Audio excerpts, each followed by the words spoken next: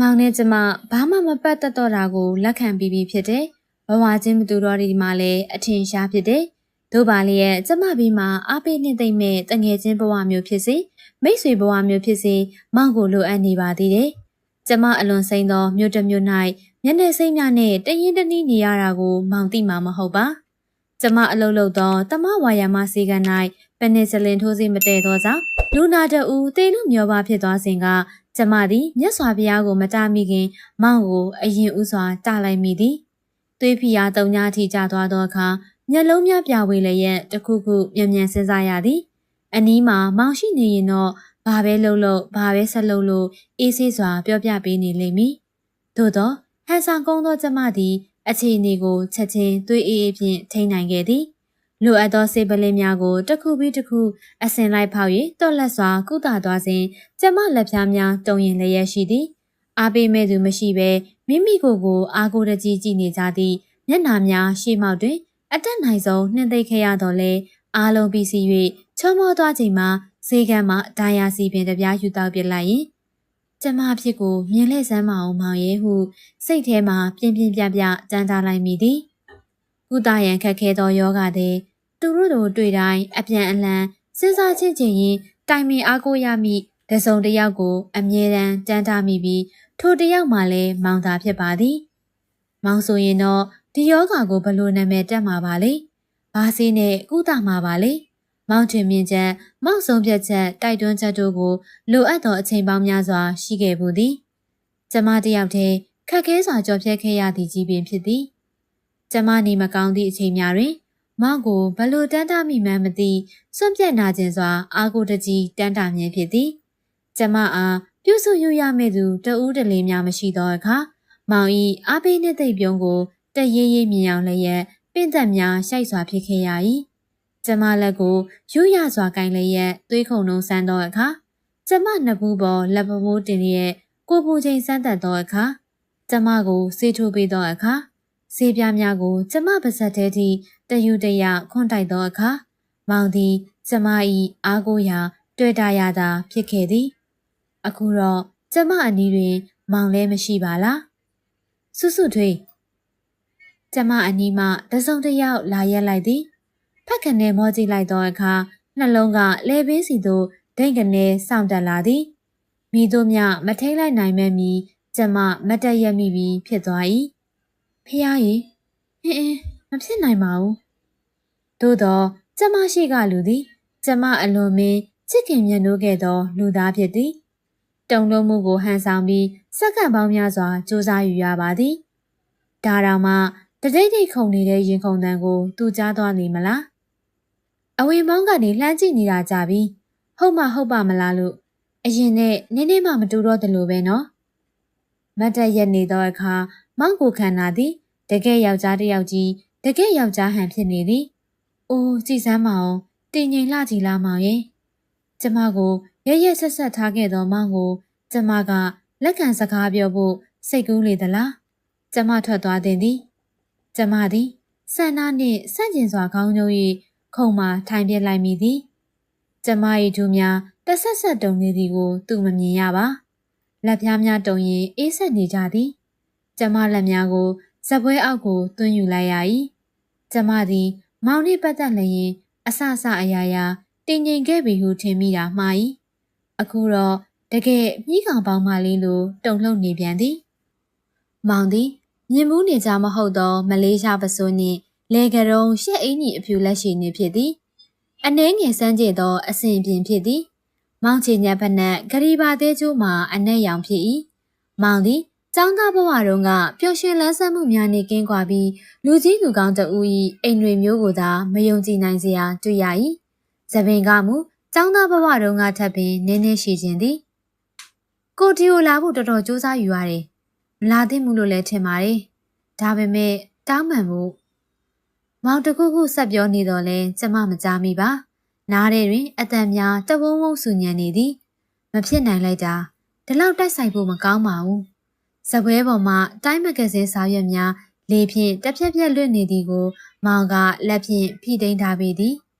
နူးညံ့သွယ်ရရဲ့လက်ချောင်းများသည်ကျမနှင့်လုံးဝမပတ်သက်ဘူးသောယောက်ျားတစ်ယောက်၏လက်များသာဖြစ်လိုက်စမ်းပါတော့ ပန်းနုရောင်လက်သေးများကိုတိကျနာစွာကိုက်ဖြတ်ထား၏အင်းလေကျမမရှိပေမဲ့မောင်ဇနီးကတရွတရလက်သေးညှက်ပေးလိမ့်မည်အခုတော့ကျမအတော်အတန်ထိမ့်သိမ့်လာနိုင်ခဲ့ပြီမောင်တယောက်ထဲလားမောင်သည်လိုအပ်သည့်ထက်ပို၍လေးပင်နေ၏စာကြည့်ကြိုက်ပိတ်တော့မှာပဲတယောက်ယောက်ကိုစောင့်နေတာလားမောင်မေကွန်ကတမျိုးပါလားမောင်ကိုအရင်လိုပေါ်ပါစွာမောကြည့်လာနိုင်သည်မောင်မျက်နှာမှာစူးစမ်းမှုသာရှိပြီးလောင်ပြောင်ရိပ်မရှိပါပြင်းလို့ထိုင်နေတာပါ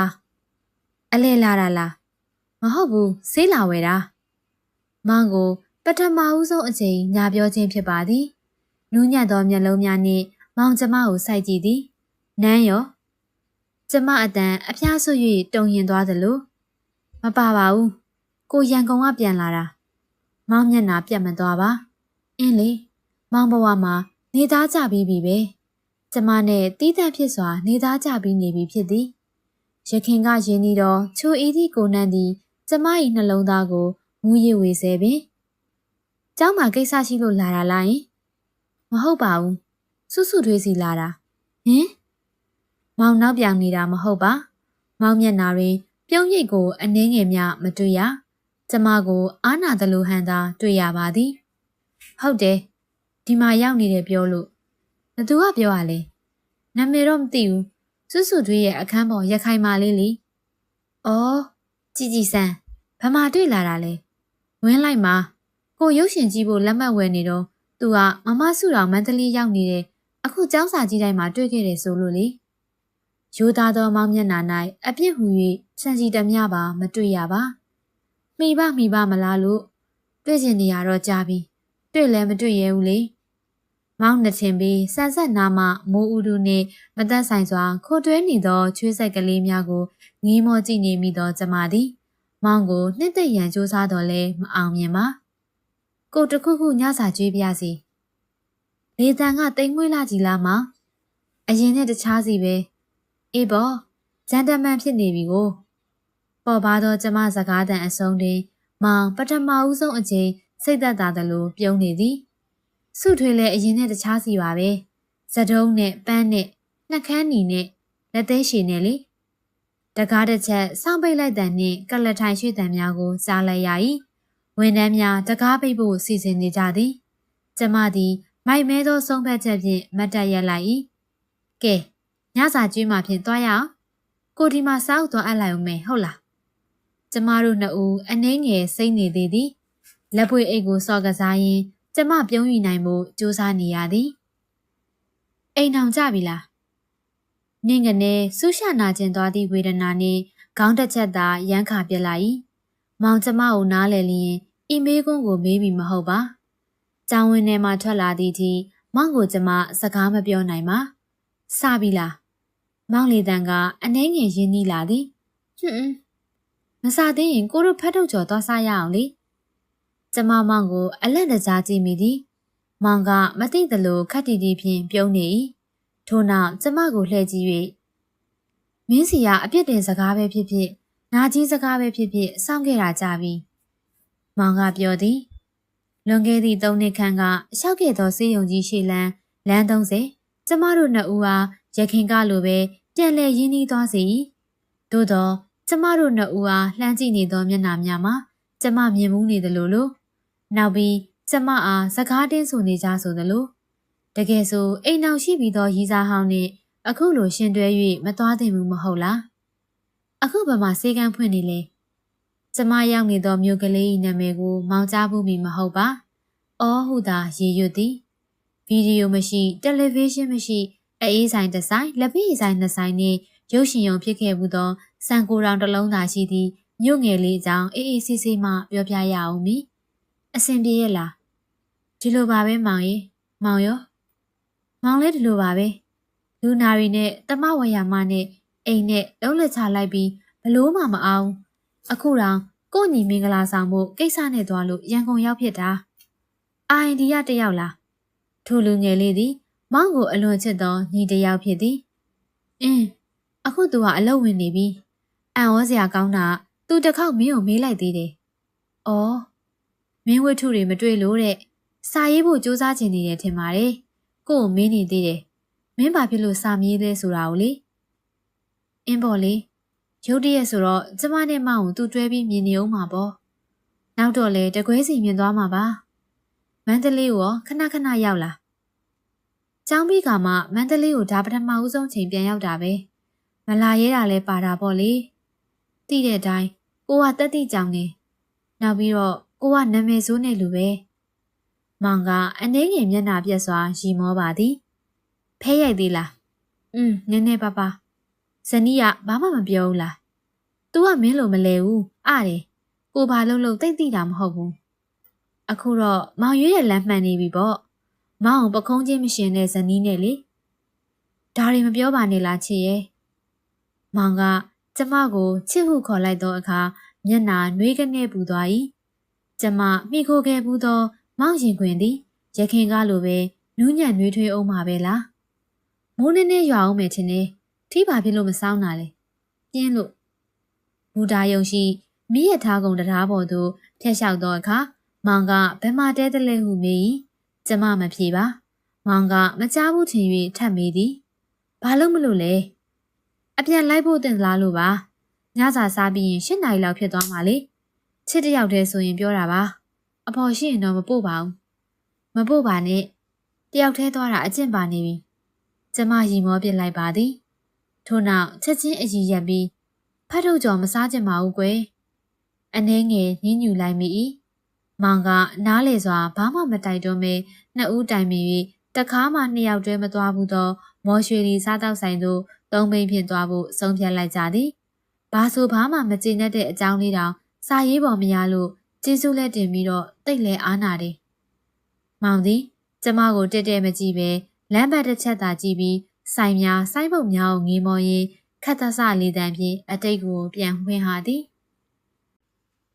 အချစ်မှာအားနာတယ်ဆိုတာမရှိဘူးမောင်ကခက်ခဲစွာပြုံးရင်းခေါင်းခါရမ်းလိုက်သည်3 ဘိန်းကားကိုကျမရှင်းမယ်လို့တော့မောင်က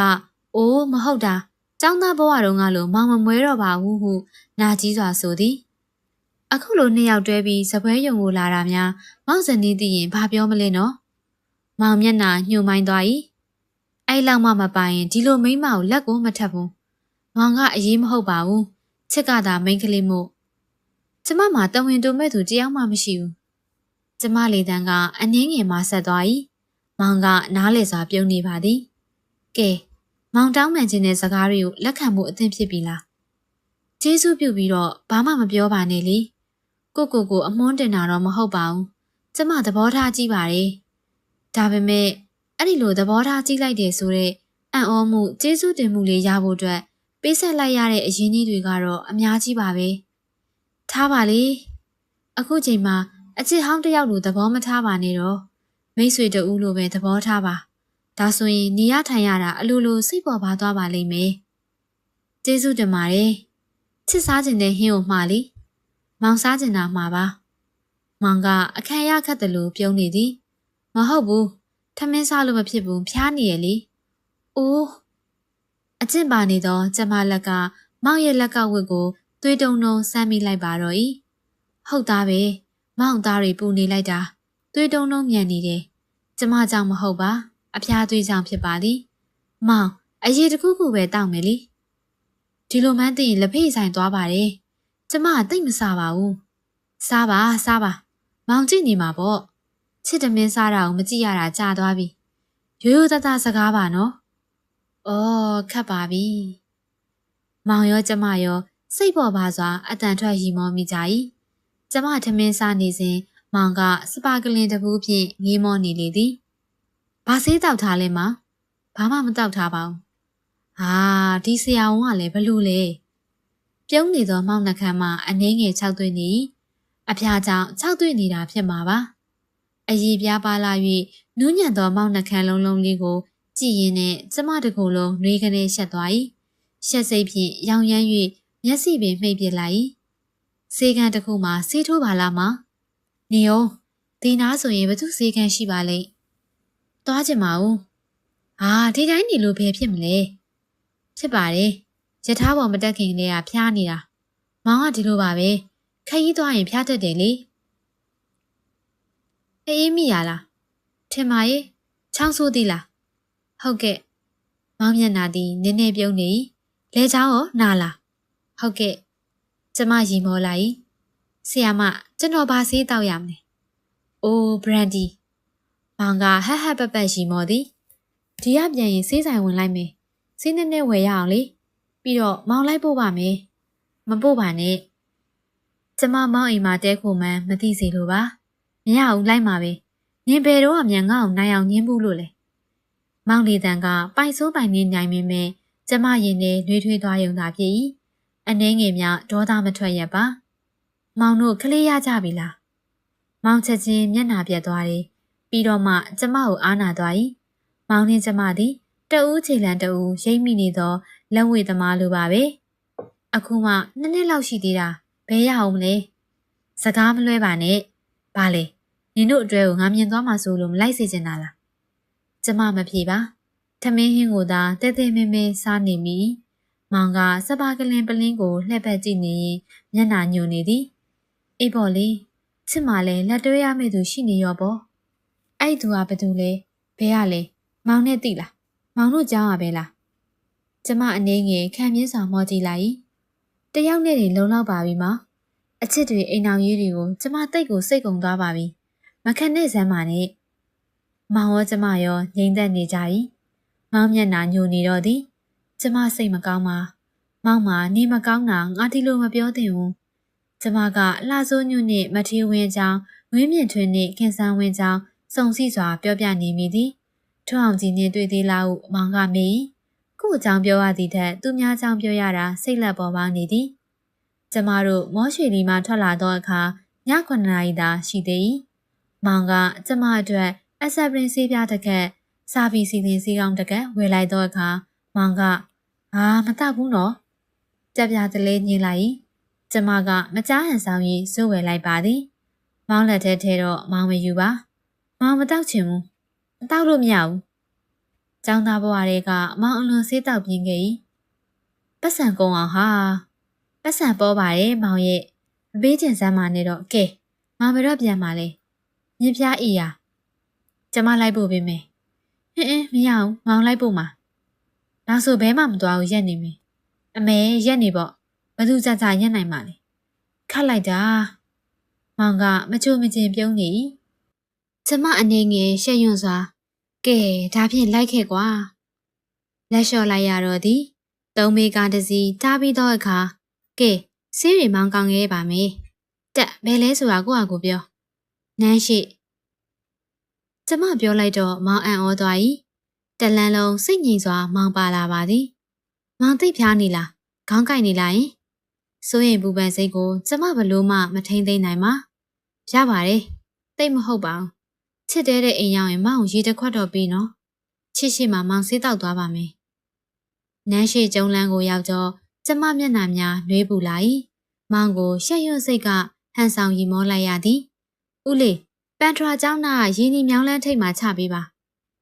မောင်ကကျမကိုဖြတ်ခနဲလှည့်ကြည့်သည်ချစ်ကျမမောင်ကိုမော်ကြည့်၍ပြုံးပြဖို့ကြိုးစားတော့လဲလုံးဝပြုံးမရပါတစ်ချိန်တည်းမှာပဲရင်တစ်ဖြက်ဖြက်လက်၍မောပန်းနှွမ်းနေလာ၏ကျမအားတင်း၍မောင်ကိုမေးမိသည်နေကောင်းရဲ့လားမောင်โอเคရဲ့လားမောင်ဘာမှပြန်မဖြေပါကားရက်လိုက်တော့အခါကျမဖြက်လက်စွာဆင်းလိုက်ပြီးမောင်လက်ကန်၍တွေ့ပါသည်မောင်သည်ငုံငုံငိုင်ငိုင်ဖြင့်ဘာကိုမှမယုံကြည်နိုင်သလိုကျမဘေးမှာအယုတ်တယုတ်လိုပါလာသည်လာလေအရင်ကတော့မောင်ကအိမ်ရှင်အခုတော့ကျမအိမ်ရှင်ပေါ့မောင်သည်တွန့်ဆုတ်စွာကျမနောက်ကိုလိုက်လာခဲ့၏တရားပြူကလေးပေါ်ရှောက်မိသောအခါမောင်မျက်နှာသည်ကျမဘက်သို့လုံးဝမလှည့်ပါလှည့်ရင်လည်းတစွန်းတစမီးရောင်ဖြင့်မောင်မျက်နှာအရေးကဲကိုကျမမမြင်နိုင်ပါဖျားကဲတော်မူပါအဆအရာရာချောမိစွာပြီးဆုံးသွားပါရစေဖျားခြံဝင်းတကားကိုဖွင့်၍ဝင်လိုက်သောအခါမောင်ကျမဘေးမှနီးကပ်စွာပါလာသည်ထို့နောက်အိမ်ပေါ်သို့မောင်ကအရင်တက်သည်အိမ်တကားအထက်မှစွတ်စွတ်ထွေးဟူသောကျွန်းသားဆိုင်ပုတ်ပြာကလေးကိုမော်တော်ကအလင်းရောင်အောက်မှဖက်နေဟန်ရှိသည်တော့ဖွင့်ပြီးဝင်လိုက်သောအခါကျမမောင်ကိုလက်တွဲ၍ဝင်စေပါသည်ဖန်ချောင်းမီးရောင်ဖြက်ခနဲလင်းသွားသောအခါမောင်မျက်နှာကိုကျမလှမ်းကြည့်တော့ မောင်အံ့ဩတုန်လှုပ်စွာရက်တက်နေသည်ကိုမြင်ရသည်စိတ်ထားသောအခန်းတကားထံမှမောင်နာမည်ဆိုင်းပုတ်ပြားကလေးကိုမြင်သွားသောအခါမောင်မျက်နှာပြတ်သွား၏ဝင်းထိုင်မောင်အတွက်ကျမကော်ဖီဖြော်ပေးမယ်ရော့ဒီလက်ပွေးယူသွားမောင်သည်အခန်းတကားကိုအန်ဒီရရှိသောပစ္စည်းတစ်ခုကဲ့သို့တွန်းဆုပ်စဉ်းစားစွာကိုင်၍တွန်းဖွင့်သွား၏မောင်နှင့်ပတ်သက်သောအမှားများတွင်ဤတစ်ချိန်သည်အမှားဆုံးဖြစ်ပါလိမ့်မည်နေမကောင်းဖြစ်နေသောမောင်ကိုပြစ်စလက်ကတော့မထားခဲ့နိုင်ပါကော်ဖီကိုမောင်အကြိုက်ချိုခါပြော၏ပေါင်မုတ်ကိုတော့မောင်မစားစီလိုပါအဖျားပူတတ်လိမ့်မည်တောက်ရီဖန်ခွက်ထဲမှရေနှဲငယ်ထဲလည်းရဲ့ကော်ဖီပကံကိုလက်တစ်ဖက်ကကင်လည်းရဲ့အခန်းတွင်းဝင်ပြီးတော့သည်မောင်အခုတိုင်မတ်တက်ရက်နေစေပါမောင်မျက်လုံးများမှာစပွဲပေါ်မှမောင်တက်ပုံရှိရသို့စူးစိုက်ကြည့်နေ၏ထိုင်လေးမောင်ဒီမှာကော်ဖီဒီမှာရေခွက်ပေးဆေးရီကျမဘာမှမဖြစ်သလိုဟန်ဆောင်ပြီးမောင်ကိုကလတ်ထိုင်မှထိုင်စေပါသည်မောင်ကငြိမ်သက်စွာထိုင်ချလိုက်၏မောင်မြင်မှာပေါ့ဂီတာရင်မောင်တက်ပုံရင်စပွဲပေါ်မှာဖဲချက်အဟောင်းလေးများရင်မောင်မျက်နှာမှာအံ့ဩခြင်းမယုံကြည်နိုင်ခြင်းကြေကွဲခြင်းများအပြင်တနာကျင်နာခြင်းမှာရောရှက်နေသည်ဟုထင်ပြန်၏ကျမကော်ဖီပကံကိုမှုတ်ပေးနေမိသည်မောင်ကျမကိုလုံးဝမကြည့်ပါအပီစီလင်ဆေးတောက်လေးဖောက်ပြီးသောအခါမောင်သည်ဆက်ရုပ်တစ်ခုကဲ့သို့ယူရည်တောက်၏ပေါင်မှုတော့ရှိတယ်မောင်ဖျားနေလို့မကြွေးတာအေးစစ်စစ်နေမှပြန်ပေါ့နော်ကျွန်းကရင်ပေါ်သွားထိုင်၍မောင်ကိုကြည့်နေမိသည်မောင်အနေရခက်စွာကော်ဖီပကံကိုငုံကြည့်နေ၏ရင်ထဲမှာတဆစ်စစ်နာကျင်သောဝေဒနာကိုမတိကျိုးချွန်ပြုလျက်မတွေ့ရတာကြသောမောင်ခန္ဓာကိုယ်ကိုမမှတ်မမောကြည့်နေမိသည်မှာအမှန်မြင်ဖြစ်၏မောင်သည်ចောင်းသားဘဝတော်ငါထက်တော့နည်းနည်းပြေးလာသည်ကျမဘဝကိုကျင်းနဲ့အားရခဲ့ရသောလူကြီးလူကောင်းတဦးပုံစံမှာမောင်ကဖဲချက်ကလေးကိုအစစ်ကန်ရသလိုမဝန့်မရဲကန်ကြည့်သည်ဟောင်းနှံသောဖဲချက်ကလေးသည်မောင်ထားရသောပစ္စည်းတစ်ခုဖြစ်၏တစားပြောင်းလဲလာသောမောင်မျက်နှာမှာနာကျင်ဆူးနစ်သောဝေဒနာကတိတိတတ်တာရုပ်လုံးပေါ်လာသည်ကျမနှင့်မပတ်သက်တော့ဘူးဟုမိသူကပြောပါစီကျမ၏နှလုံးသားမှာဆွေမြဲစွာချစ်ရသောတဦးတည်းသောချစ်သူမှာမောင်သာလျှင်ဖြစ်သည်မောင်ခံစားချက်သည်ကျမ၏အရာမောင်ကျမရေးသည်ကျမ၏အရာအခုချိန်မှာကျမကလွဲလျင်မောင်ကိုပြုစုပေးမိသူမရှိစိတ်ငြိမ်တွန့်ဆုတ်စွာငေးမောနေသောမောင်သည်ကျမဘက်သို့ရုတ်တရက်လှည့်ကြည့်လိုက်၏ကျမမောင်ကိုရိုးသားတန့်စင်စွာပြုံးပြရန်အာယူလိုက်သည်သို့သောကျမနှက်ခမ်းများမယုံကြည်နိုင်လောက်အောင်တုန်ရည်လာသည်မျက်လုံးများယုတ်ကြည်ဆိုလာသည်ကျမမောင်ရှိမှနေမဖြစ်တော့ပါထိုင်ရမှပြုံးကနေထပြီးမောင်နီနာမှဖြတ်လျှောက်ကအခန်းအဝသို့ခတ်သက်သက်လှမ်းမိလိုက်သည်ငင်းငိုင်နေသောမောင်သည်အိယာမှနိုး၍ဖြတ်ခနဲတတိရလာသလိုကလတ်ထိုင်မှရုတ်တရက်ထပြီးကျမကိုလှမ်းဆွဲဖက်လိုက်သည်ဟင်းကျမထိတ်လန့်စွာပင်ရုံထွက်ဖို့ကြိုးစားမိ၏သို့သောပူနွေးသောမောင်ကိုခန္ဓာနှင့်တခဏချင်းပင်ပူကပ်သွားသည်ထိုအခါကျမထိန်ချုပ်ရသောမျက်ရည်စာများကိုမောင်မမြင်အောင်မောင်ရင်ခွင်ထဲသို့ဇွတ်မျက်နှာအပ်ပစ်လိုက်ရသည်မောင်ကကြံလက်တစ်ဖက်ဖြင့်ကျမကိုမြဲမြံစွာပြဖက်ထားပြီးလက်တစ်ဖက်ကခွဲဝက်ထားသောကျမမျက်နှာကိုမရမကခေါင်းမော့စီအောင်ဆွဲပစ်ယူ၏ချစ်နေဟန်စာကောင်းလာကြည်လားယင်ကျမမောင်ကိုအထိန်ချုံမရှိတင်းကျပ်စွာပိတ်ဖက်၍မျက်လုံးများကိုသာပိတ်ထားပစ်လိုက်ရတော့သည်မောင်ကိုခန္ဓာမှာအနှဲငယ်တုံရင်နေသည်မထင်ခဲ့ပါဘူးချစ်ရဲ့နင့်ဟိုဒီလိုမောင်အတန်မှာအနှဲငယ်အပ်နေသည်မောင်စကားသည်အဖျားဆွ၍တိမ်ဝင်သွား၏နင်ငါ့ကိုဘာဖြစ်လို့အဲ့လောက်ချစ်ရလဲနင်ဘာဖြစ်လို့အဲ့လောက်ချစ်ရလဲကျမရှက်ရွံ့ဝမ်းနေစွာအတန်ထွက်၍ရှိုက်ငိုပြစ်လိုက်သည်မောင်ကကျမကိုခန္ဓာကိုတအားလှုပ်ရမ်း၍မိနေပြန်သည်နင်ဘာဖြစ်လို့ဒီလောက်ချစ်ရတာလဲလို့မသိဘူးမမေးစမ်းပါနဲ့ကွယ်ကျမခြေပြားထောက်၍မောင်ကိုဖတ်ထားရင်မောင်မေးစေးကိုလှမ်းနှံ့မိသည်ပူနွေးရင်းရိုက်နေသောကိုခန္ဓာကိုမောင်ကသာထိမ့်ပွေမှတ်ထားမိလျင်ထိုနေရာတွင်ပုံလျက်လဲကျသွားတော့မှာပါဟိုတုန်းကဘာဖြစ်လို့တခွန်းမှမထားခဲ့တယ်လေမောင်နဲ့လမ်းခွဲကန်နီးဘာဖြစ်လို့ပြုံးပြုံးရွှင်ရွှင်နဲ့နှုတ်ဆက်နိုင်သေးရလဲနင်သိတ်ကိုဟန်ဆောင်ကောင်းတယ်နော်ဘာတွေပဲဖြစ်နေကျမမောင်ကိုအသေးနှလုံးနှင့်ပုံ၍ချစ်ခဲ့ကြောင်းကျမသာလျှင်အတိဆုံးဖြစ်သည်မောင်သိစီဖို့လဲဘယ်တော့မှစူးစမ်းမိမဟုတ်ပါကျမကိုဘလို့မှမထင်ပါနဲ့နော် တနေ့နေ့မှာမောင်တစ်ခုလက်ဖြစ်လာမလားမုတ်ဆိုးဖို့ဖြစ်လာမလားဆိုတဲ့ရုံညံ့တဲ့မျှော်လင့်ချက်နဲ့မောင်ကိုစောင့်နေခဲ့တာမဟုတ်ပါဘူးမောင်အမြင်တမ်းပြီးကြံရင်မဲ့တန်ရောစင်အားကိုနဲ့မောင်ရဲ့မရင်ငယ်အဖြစ်အရှက်မရှိအတနာခံဖို့စောင့်နေခဲ့တာလည်းမဟုတ်ပါဘူးဒါပေမဲ့မောင်ကိုကျမဘလို့မှမေးလို့မရဘူးကျမလေမောင်နဲ့ခွဲရရင်ယူသွားမှလို့ထင်ခဲ့တယ်အခုတော့ယူလည်းမယူပါဘူးမောင်ကိုလည်းမမေ့ဘူးမောင်ကိုမေ့အောင်ဘာလို့ရမလဲအကြံပေးခဲ့စမ်းမအောင်မောင်ရဲ့အခုမှတော့ကျမဘဝမှာနေလို့လည်းမပျော်တော့ပါဘူးတသက်လုံးမျိုးသိမ့်လာခဲ့သောစကားများကိုအဆက်မပြတ်ပြောမိသွားမှန်းတတိယသောအခါတစ်ချက်ဆိုင်ငင်၍ချက်ချင်းရက်တန့်ပစ်လိုက်ပြီးမောင်ရင်ခွင်မှယုံထွက်လာ၏မောင်ကအလိုက်သည့်စွာဖြေလျော့ပေးပါသည် Sorry ကျမဘာဖြစ်သွားမှမသိဘူးမောင်စိတ်ညစ်အောင်များအိုးမောင်မျက်ဝန်းမှာမျက်ရည်တို့ဖြင့်ဆူလက်နေပါလားအနှင်းငယ်တုံရင်နေသောမောင်နှခမ်းသည်ပြုံးဖို့အာယူလည်းရက်မပြုံးဖြစ်ပါကျမပြက်ကနေမျက်နှာလွှဲလျက်မျက်ရည်တို့ကိုလက်ခုံဖြင့်ပုံတုံပစ်လိုက်၏ရေပန်ခွက်ထဲသို့ discipline ဆေးပြားကလေးဖောက်ထည့်လိုက်သည်ပြုံးကနေစူပွက်လာသောအမြုပ်များငင်ကျသွားသောအခါမောင်ကိုဖန်ခွက်ကန်ပေးလိုက်သည်ရော့မခေါင်းကိုက်နေမှာအဖျားလဲကြအောင်ပေါ့တောက်လိုက်နော်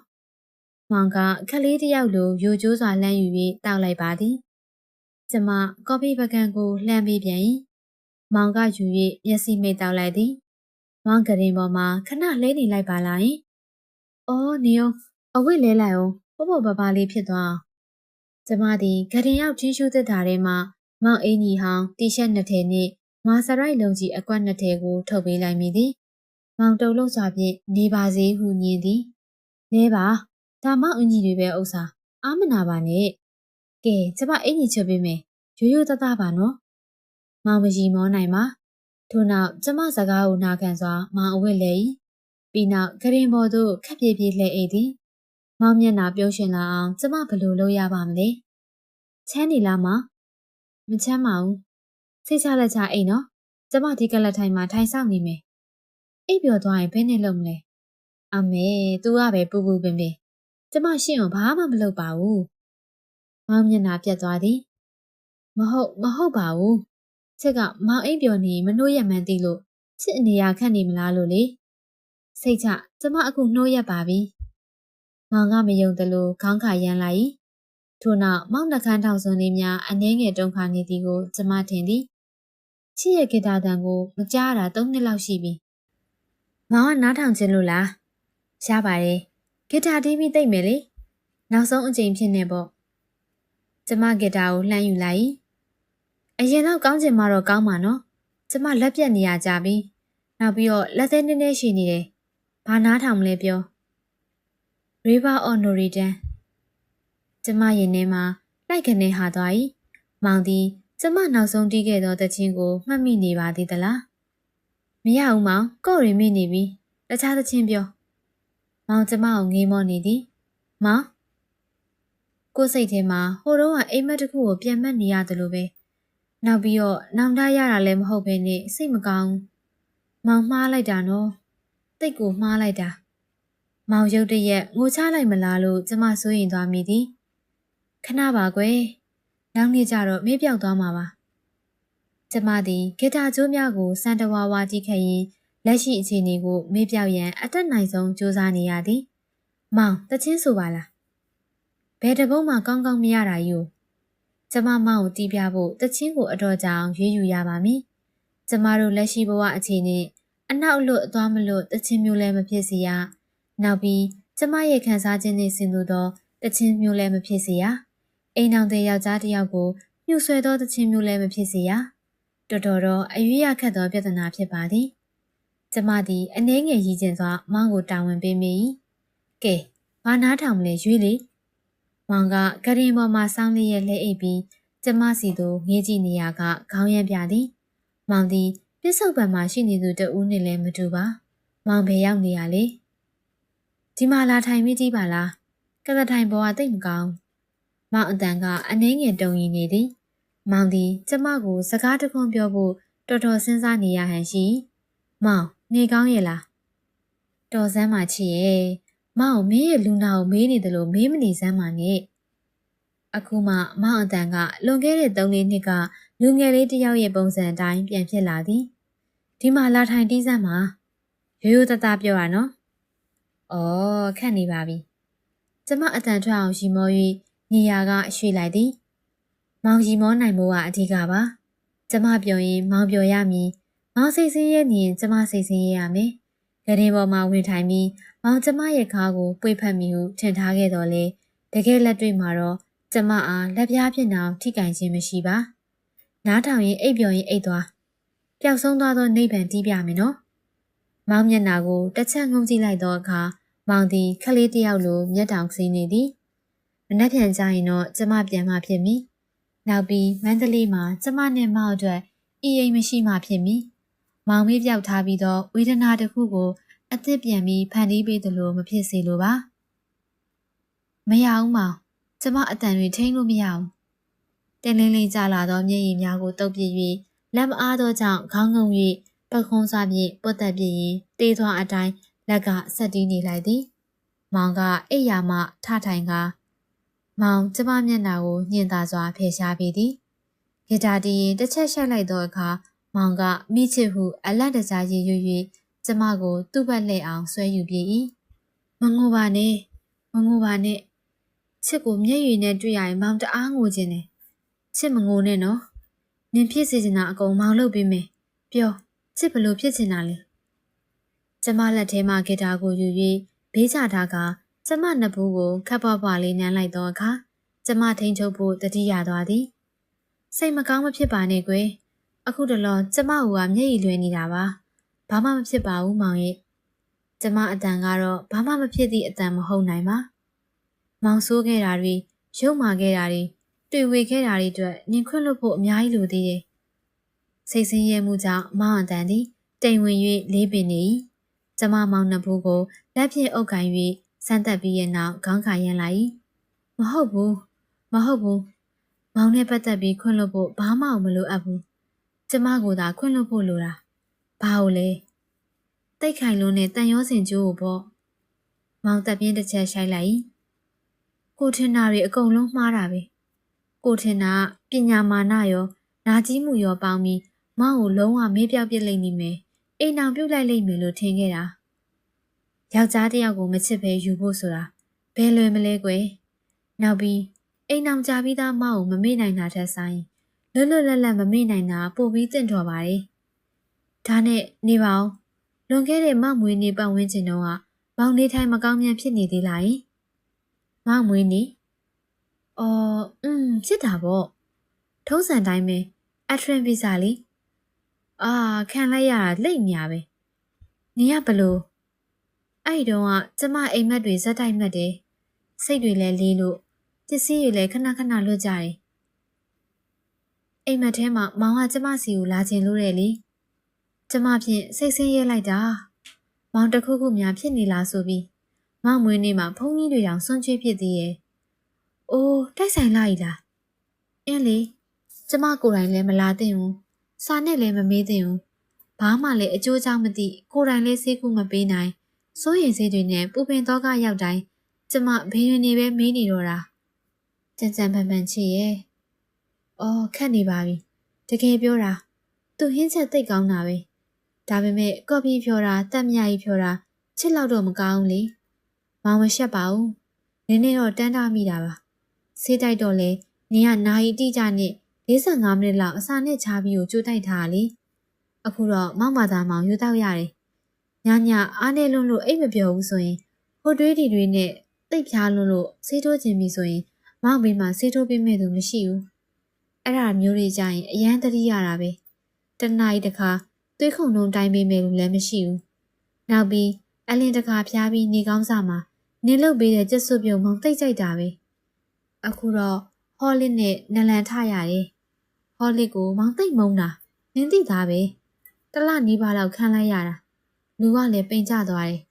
ပြန်ပြီးတော့အားပြအောင်ဘာကြွေးရမလဲဆိုတာမောင်မိမမသိဘူးလေမောင်တော့မေးရှာပါတယ်ဒါပေမဲ့ပြောပြနေရတဲ့ထက်ဆိုင်အဆရမလို့လောက်အောင်လုပ်ပေးသွားတဲ့တက်ကျွမ်းသူတယောက်ကိုဘယ်မိမလဲနောက်ပြီးန နေ့လိုညညမောင်းကိုထပြီးတော့အပြားဆက်ပြီးမကြည့်တတ်ဘူးဆေးတောက်ဖို့မတွန်းတတ်ဘူးနိုးဆက်နဲ့ဆေးတောက်ရတယ်ဒါပေမဲ့ကျမရဲ့တန်ဖိုးကဒါပါပဲမောင်ရဲ့ဆရာဝန်ဆိုတာနေမကောင်းနေတဲ့လူတွေအတွက်ပဲတန်ဖိုးရှိတာပါမောင်ပြောတဲ့အထဲမှာတန်ဖိုးမဲ့တာတွေရှိနေတာမပါဘူးနင့်ကိုတတိယတန်းတားမိတဲ့အကြောင်းပဲဟုတ်ပါပြီလေဒါပေမဲ့မောင်ကတကတော့ဆရာဝန်စွတ်စွတ်ထွေးကိုတတာပဲ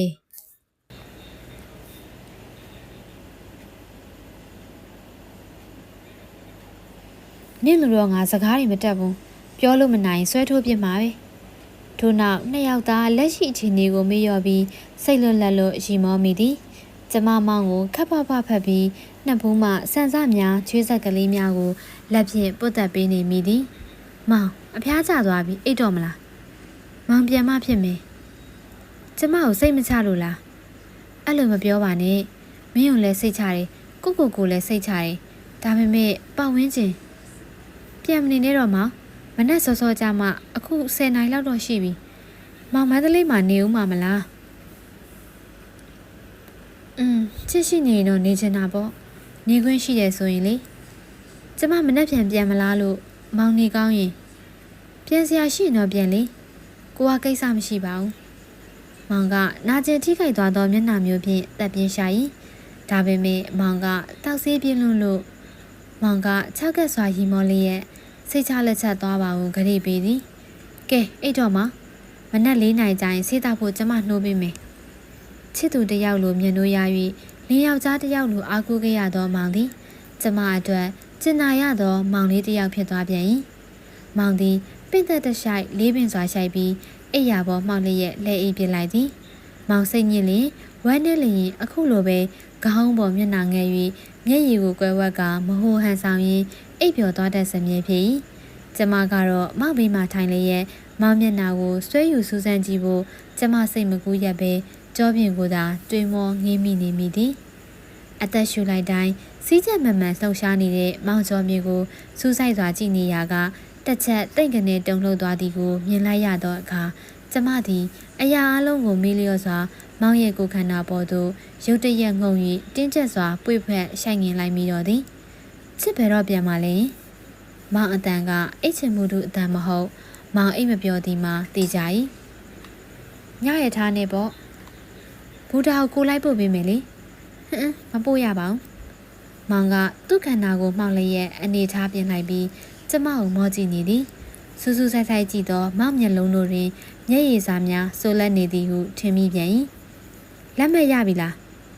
အခုမနက်မှသွားပြစ်မှာပါနေချင်းရလို့လားကျမမဖြေပါမောင်မျက်နှာမှာကျမနှင့်နင်းနေစိမ့်သွားဟန်ရှိသည်နေအစတုန်းကအစီအစဉ်မရှိဘူးအခုမှချက်ချင်းပြန်ဖို့စီစဉ်တာမလားမဟုတ်ပါဘူးနေငါ့ကိုမညာနဲ့မောင်အတန်ကထိခိုက်ရှာနာထားသူတယောက်လိုနာကျင်တန်ဆွတ်နေသည်ကျမမောင်ရင်ခွင်မှဖယ်လိုက်ပြီးဇပွဲပေါ်မှမောင်တက်ပုံကိုငေးကြည့်နေမိသည်ဖះသခင်ဟာကျမတို့နှစ်ယောက်ကိုဘာလို့များကွဲစီထားပါလဲအိုးဓာတ်ပုံဟာမောင်ကြောင့်ပဲသူ့စိတ်တစ်ခုတည်းရဲ့ဆုံးဖြတ်ချက်ပါပဲရှင်ထဲမှာစူးချစွာအောင်သွားသည်ဟုတ်တယ်လေချက်ချင်းပြန်ဖို့စီစဉ်ရတာပေါ့နင်းနဲ့တွေ့လိုက်ရတာကိုဘာတွေပဲဖြစ်ခဲ့နင်းသိထားရမှာစွတ်ထွေးဆိုတာနောက်လှည့်ပြန်ကြည့်တိုင်းနင်းစီကိုပြေးကပ်လာမဲ့အရေးတစ်ခုမဟုတ်ဘူးမောင်ကကျမမျက်နှာကိုမရမကလိုက်ကြည့်သည်ဘာဖြစ်လို့ဒီလိုစကားမျိုးပြောရတာလဲချစ်ရဲ့နင်ငါ့ကိုချစ်နေတော့မဲ့ဆိုတာနင်ဘလောက်ပဲညာငါသိနေတာပဲကျမဤပခုံးစွန်းကိုအသာကလေးပွေယူလိုက်သည်ငါတောင်းပန်ခြင်းနဲ့ဆိုတာအဲ့ဒါတွေပေါ့ဖြစ်သမျှအဆိုးအကောင်အလုံးငါတာဝန်ကြီးပါအခုတော့ငါတိတ်မှမှန်ဝန်ခံရတော့မှာပဲနင့်ကိုငါချစ်ခဲ့တယ်တိတ်ကိုချစ်ခဲ့ပါတယ်ဒါပေမဲ့နင်နဲ့ငါစိတ်သက်ချင်းရှင်ပြိုင်ပြီးကြွာချလာခဲ့တာအခုနင့်အချိန်ထိညှိနှိုင်းလို့မရအောင်ပြန်ညင်းလာခဲ့ကြတာနင့်ခြေလမ်းကိုငါသိတယ်လို့ငါခြေလမ်းကိုနင်သိတယ်နင်ကငါ့ကိုမမိတွေ့ခြင်းဘူးတိကျဖြစ်တည်ခြင်းနဲ့ငါလိုချင်တာဘဝတစ်ခုလုံးပုံပြီးငါ့ကိုအားကိုးမဲ့အနုနာခံမဲ့အယိုးသားဆုံးမိန်းမအောင်အော်ဒါဖြင့်ငါမယိုးသားဘူးပေါ့စိတ်ဆိုးစရာမဟုတ်ပါဘူးချစ်ရဲ့နင်ကမယိုးသားဘူးလေအ ਨੇ ဆုံးငါ့အပေါ်မှာနင်ဘာတွေဟန်ဆောင်ခဲ့လဲအနဝါအေးဆိုင်ထဲမှာနင်လှုပ်သွားတဲ့ပြကွက်တွေကဘာလဲနင်ကိုယ်တိုင်ဒီလိုစက်သိမ်းမျိုးကိုဖန်တီးပေးခဲ့တာပဲမဟုတ်လားတကယ်ဆို နင်ငါ့ကိုပါရိုက်ပစ်လိုက်ပါလားနင်နဲ့ငါနဲ့အများမြင်မှာလင်းမရပဲလေနင့်ဘက်ကလှုပ်เสียရအများကြီးအော်နင့်ကိုငါရိုက်ရမယ်တော်စမ်းပါမောင်ရဲ့မောင်ကျမဘောဤကဲ့သို့အပြစ်ပုံမချတဲ့မှာတကယ်ဆိုရင်အစတည်းကမောင်ထိန်ချုပ်ဖို့ကောင်းပါသည်ဇလန်းတစ်ခုကိုမိသည့်အချိန်တွင်တော်သိမ့်ပြီဟုရက်တန့်တင်ဖို့မလိုအပ်ဘူးလားမောင်မငိုနဲ့မငိုစမ်းပါနဲ့အချစ်ရဲ့ငါဘာလုပ်ရမလဲသူနဲ့ကွာကြီးနင့်ကိုယူရမလားကျမဒေါသဖြင့်ပူလောင်နာကြီးသွားလေသည်တော်စမ်းပါဟိုတုန်းကအခြေအနေနဲ့တောင်နင့်ကိုငါဘာတစ်ခုများအခွင့်အရေးတောင်းခဲ့ဘူးလို့လဲဟမ်နင်စဉ်းစားကြည့်စမ်းငါဘာတွေများနင့်စီကတောင်းဆိုဘူးလို့လဲဘယ်တော့မှမျက်ရည်ခံထိုးဘူးခဲ့ဘူးလို့လဲငါကြောင့်နင့်ဆုံးဖြတ်ချက်မှားမှဆိုလို့ငါငိုချင်ရင်တောင်နင့်ခွေရမှာပဲငိုခဲ့တာအခုလည်းနင့်ကိုမယူကဘာပေါ်မှာယောက်ျားဆိုလို့နင်တယောက်တည်းကြံခဲ့ပါစီငါနင့်ကိုမယူမောင်သည်ကျမပကုံးကိုတအားညှစ်ဆုပ်၍ခက်ပြေးပြေးရီမောလိုက်သည်ဟုတ်တယ်အဲ့ဒါနင့်ရဲ့တကယ်ဟန်ဆောင်မှုမပါတဲ့စိတ်ဓာတ်ပဲဒါပေမဲ့ငါကြောက်တာလဲအဲ့ဒီစိတ်ဓာတ်ပဲနင်နားလဲပါမလားမသိဘူးအဲ့ဒီလိုစိတ်ဓာတ်မျိုးရှိတဲ့မိန်းမတစ်ယောက်ဟာချစ်သူတစ်ယောက်ကိုယူပြီးဆိုရင်အချစ်အတွက်သာပေါင်းတင်နေထိုင်မဲ့မိန်းမမျိုးအချစ်လေးနည်းနည်းလေးလျော့သွားတာနဲ့တပြိုင်တည်းသားသမီးတန်ရောစဉ်လူမှုရေးပြဿနာဘာဆိုဘာဦးမှမငှဲ့ကွက်ပဲငါ့ကိုထားပစ်ခဲ့မဲ့မိန်းမငါတကူကောင်းဆန်မိတာဖြစ်နိုင်ပါတယ်နင့်ကိုငါမယူရဲတာပေါ့လေနန်းကအဲ့လိုမိန်းမမဟုတ်ဘူးတော်တော့ကျမထိုးနာမည်ကိုအခုတစ်ချိန်မှာအမုန်းတီးဆုံးအခါတီးဆုံးဖြစ်ခဲ့ပါသည်အချစ်လျော့သွားရင်တောင်မှအကြောင်းမျိုးမျိုးကြောင့်ငါနဲ့ဆက်ပြီးပေါင်းတင်ကျေးဇူးပြုပြီးတော်ပါတော့ကွယ်ဘာဆိုဘာမှမပြောပါနဲ့တော့ဘာကြောင့်ပဲထားခဲ့ကြံရစ်ခဲ့သူကကျမသာလည်းမဟုတ်လားကျမပါပေါ်မှာအေးဆက်ဆိုများနေတဲ့မျက်ရည်စာများကိုမောင့်ပါဖြင့်ကပ်၍ပုတ်တက်ဖယ်ရှားပေးပါသည်ကျိုးတစ်ချောင်းဟာဖြတ်တဲ့အချိန်ရောက်လာရင်တော့ဖြတ်ကိုဖြတ်ရမှာပေါ့လေနာကြီးပြင်းပြတော့နောင်တတရားဖြင့်ကျမရေရွတ်လိုက်သောအခါမောင်ကပင့်သက်တစ်ချက်သာလေးမြင့်စွာရှိုက်မိပြန်ပါသည်ကျမသည်ငယ်ငယ်ကလေးကအိမ်မက်ကောင်းကောင်းလှလှလေးများဆိုရင်အလွန်မမောနှစ်သက်စွာနောက်ထပ်ပြန်မက်ဖို့တန်းတာနေတဲ့သူဖြစ်သည်အိမ်မက်တစ်ခုသည်နိုးလာပြီးချိန်၌နောက်ထပ်မိတို့ပင်စူးစမ်းစေကမူဆက်လက်မှတ်ဖို့လုံးဝမဖြစ်နိုင်ကြောင်းကျမရိပ်မိသိရှိလာဖို့နှစ်ပေါင်းများစွာအချိန်ယူခဲ့ရပါ၏မောင်သည်လည်းကျမအတွက်အိမ်မက်ကလေးတစ်ခုသာဖြစ်သည်အိမ်မက်ကလေးလှပခဲ့သောကြောင့်မောင်ကိုကျမအမြဲကျေးဇူးတင်နေရတော့မှာပါမောင်အဆအဆအရာရာဆန့်ကျင်နေတဲ့ကျမတို့နှစ်ဦးအတွက်တသက်တာခွဲခွာရခြင်းသည်တိတ်တော့အံ့ဩစရာမရှိဘူးထင်ပါရဲ့လေ